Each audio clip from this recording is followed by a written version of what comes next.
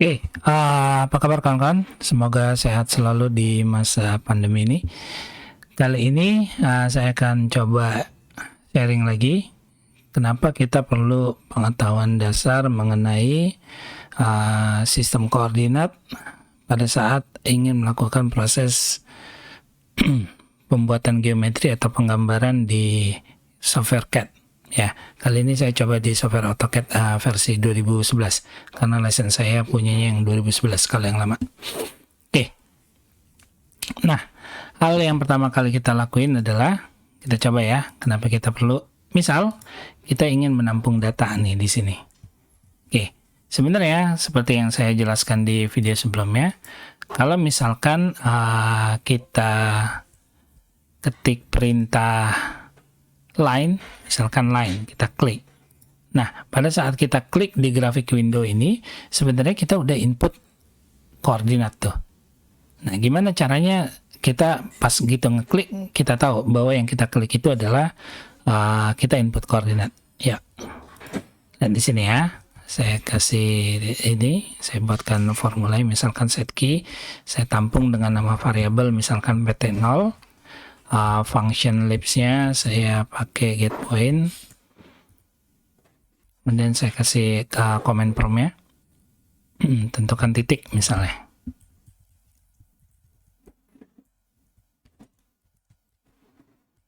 Oke, ini saya blok, eksekusi, jalankan kan ya.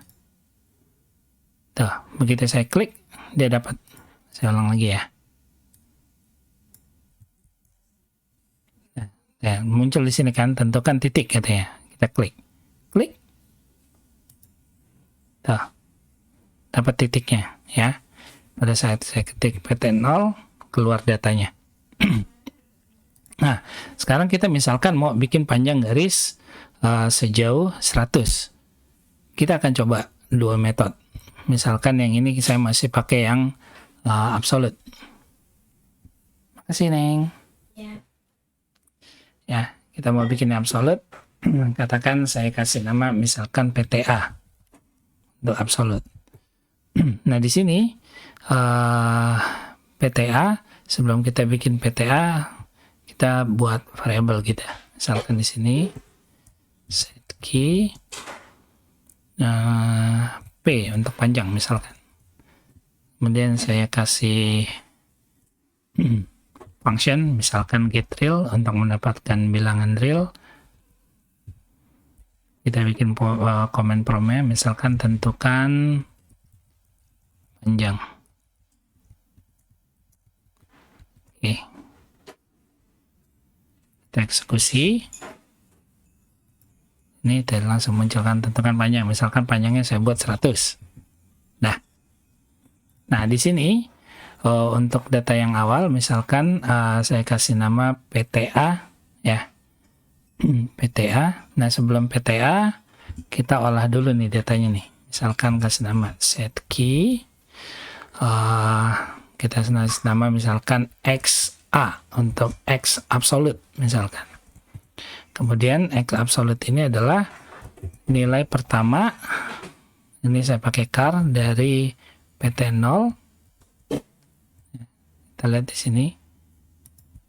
Nilai pertama dari pt0 dapat, kalau kita ketik pt0 ya, di sini kan dapat nih 368915. PTA dia kan ditambah kan, ditambah sama panjang. Misalkan saya mau bikin horizontal aja, tambah P. Kemudian di sini untuk yang y-nya itu kan tetap, misalkan tetap ya, saya ambil KDR nilai keduanya dari pt0.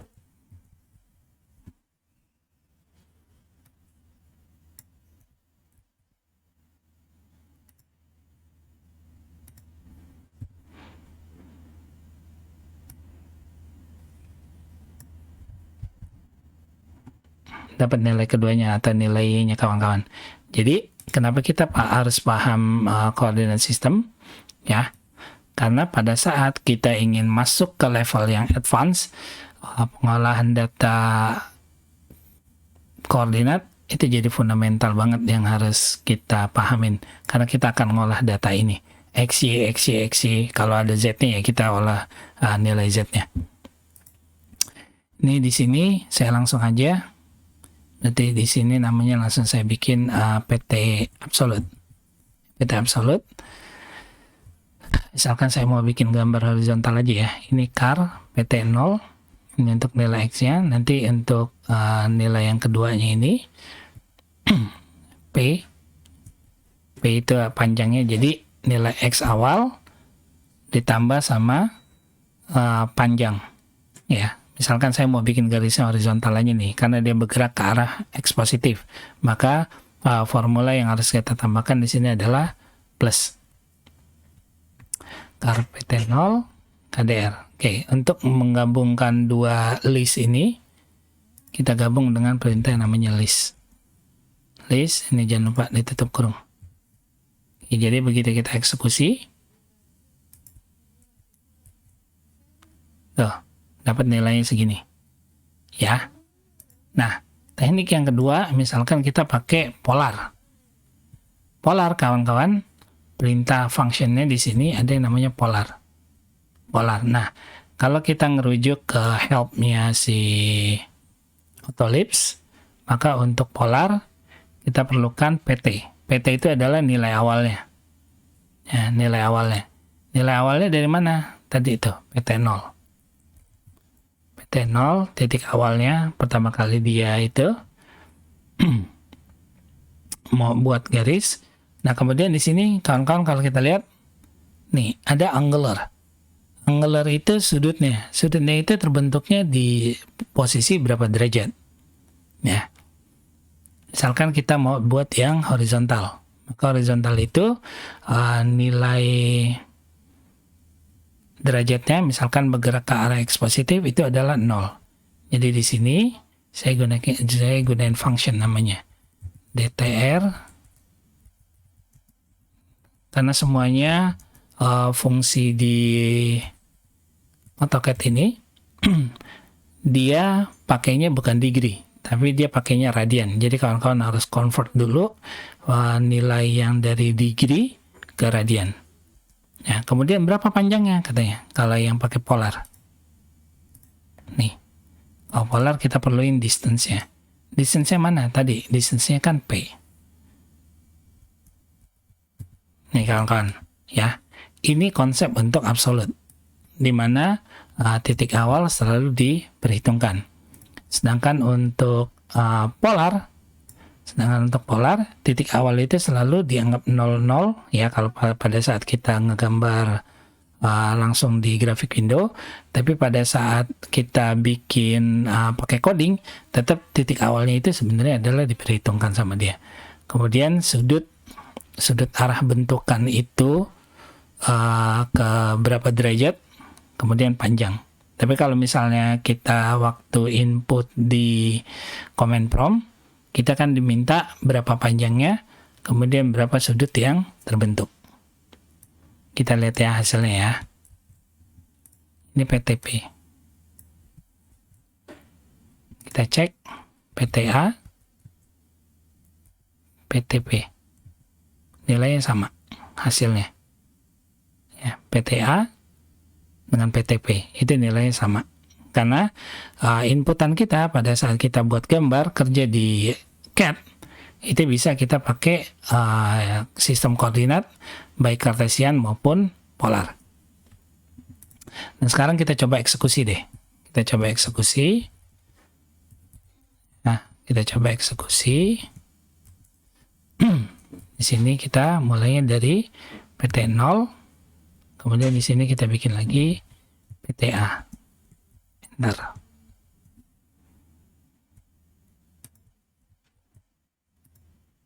Nah, tuh, langsung jadi gambarnya.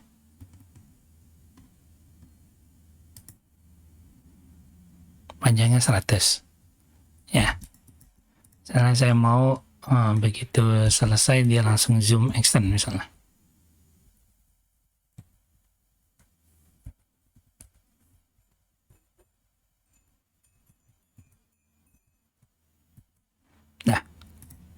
Kita coba eksekusi.